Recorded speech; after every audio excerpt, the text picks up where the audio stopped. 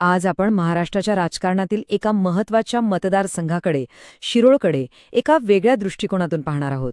हा मतदारसंघ आहे क्रमांक 280. हे फक्त एका निवडणुकीच्या निकालाचं विश्लेषण नाहीये, तर आकडेवारीच्या माध्यमातून, डेटाच्या आधारावर सुशासन म्हणजे काय आणि ते कसं मोजता येतं याचा हा एक सखोल अभ्यास आहे. बघा, कुठल्याही निवडणुकीचा खरा अर्थ लावायचा असेल तर आपल्याला आधी तिथल्या मातीचा गंध घ्यावा लागतो. शिरोळचं राजकारण समजून घ्यायचं असेल तर तिथली ऊसाची शेती, पाण्याचं गणित आणि समाजाची वीण हे सगळं समजून घ्यावं लागेल. कारण हे तिन्ही धागे एकमेकांमध्ये इतके गुंतलेले आहेत की तेच तिथल्या राजकारणाची दिशा ठरवतात. तर मग खरा प्रश्न हा आहे, तब्बल 41,000 मतांचा जनादेश तो एकाएकी कसा काय फिरतो, कसा गमावला जातो किंवा कसा जिंकला जातो? हा आकडा फक्त मतांचा फरक नाहीये, हा मतदारांच्या मनात झालेल्या एका मोठ्या बदलाचा आरसा आहे. आणि आज आपण ह्याच बदलामागची कारणं शोधणार आहोत. ठीक आहे, चला आता या जनादेशाची अक्षरशः चिरफाड करूया. आणि कुठल्याही विश्लेषणाची सुरुवात होते ती थेट आकड्यांमधून. म्हणून सर्वात आधी पाहूया 2024च्या निवडणुकीचे नेमके आकडे काय सांगतात. हे आकडे बघा, चित्र अगदी स्पष्ट आहे. विजयी उमेदवाराला मिळाले आहेत जवळपास 52% मतं आणि दुसरीकडे काँग्रेसच्या उमेदवाराला मिळाली आहेत 36.2%. म्हणजे मतांमध्ये एक मोठी स्पष्ट दरी दिसतीये. ही काही घासून झालेली लढाई नव्हती. 40,816 हा आकडा पुन्हा एकदा लक्षात घ्या. हे फक्त मतांचं अंतर नाही, ही एक प्रचंड मोठी दरी आहे. राजकारणामध्ये इतका मोठा फरक तो काही एका रात्रीत तयार होत नाही. ह्या आकड्यामागे एक मोठी गोष्ट दडलेली आहे आणि तीच आपल्याला शोधायची आहे. आता ही गोष्ट फार इंटरेस्टिंग आहे. या निवडणुकीत मतदान किती झाले माहितीये? जवळपास 80%.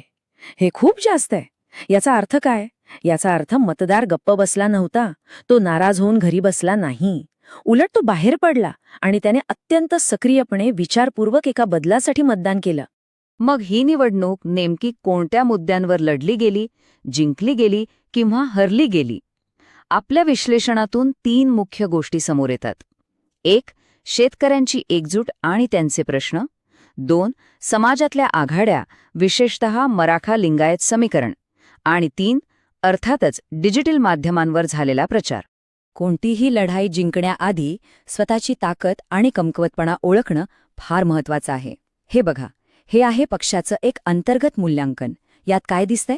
निवडणूक जिंकण्याची क्षमता कमी आहे, संघटनात्मक ताकद मध्यम आहे, पण नॅरेटिव्ह म्हणजे लोकांपर्यंत पोचणारी गोष्ट ती सुद्धा कमी आहे.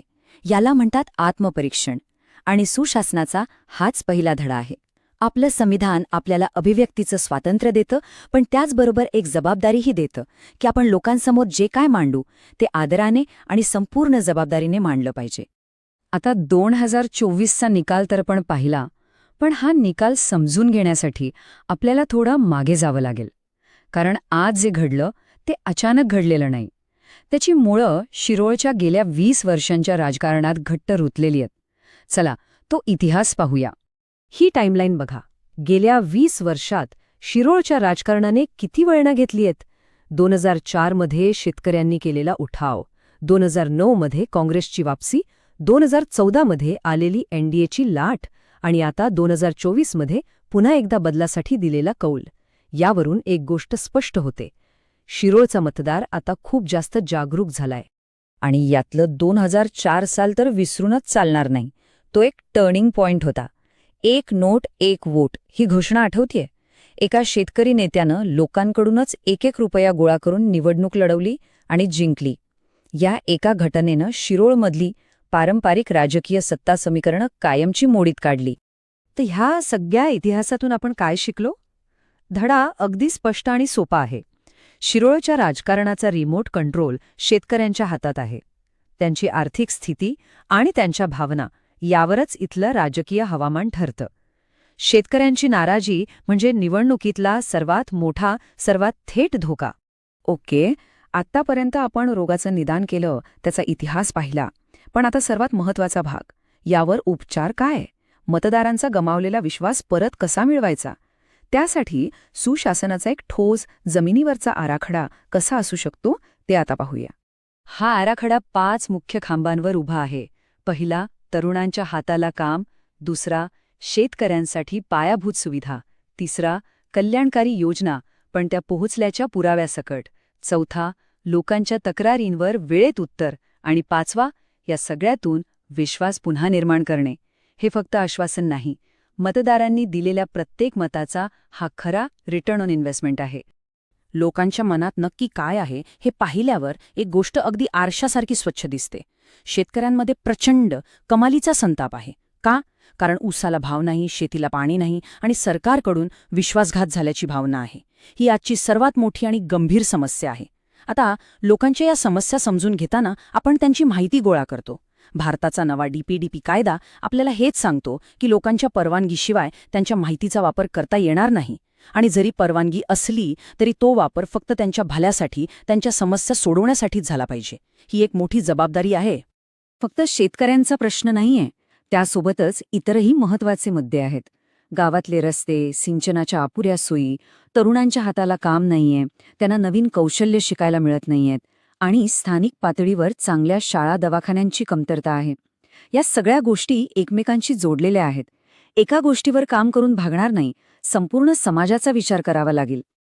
आणि शेवटचा एक महत्त्वाचा प्रश्न, निवडणुकीत झालेलं हे एवढं जास्त मतदान, याला एक धोका मानायचा का एक मोठी संधी? माझ्या मते वाढलेलं मतदान हे फक्त रागाचं प्रदर्शन नाही, ते एका जागरूक, सजग समाजाचं लक्षण आहे. हा समाज आता चांगल्या प्रशासनाची, चांगल्या सुशासनाची मागणी करतोय. त्यामुळे याला घाबरण्याची गरज नाही, उलट ही एक जबाबदारी स्वीकारण्याची वेळ आहे. जर तुम्हाला लोकाभिमुख नेता बनायचा असेल आणि तुमच्या मतदारसंघाचा विकास करायचा असेल तर blueprintstrategies.ai शी संपर्क साधा. mgr@blueprintstrategies.ai वर किंवा 080-4204-1602 या क्रमांकावर कॉल करा. राजकारणापलीकडचा उद्देश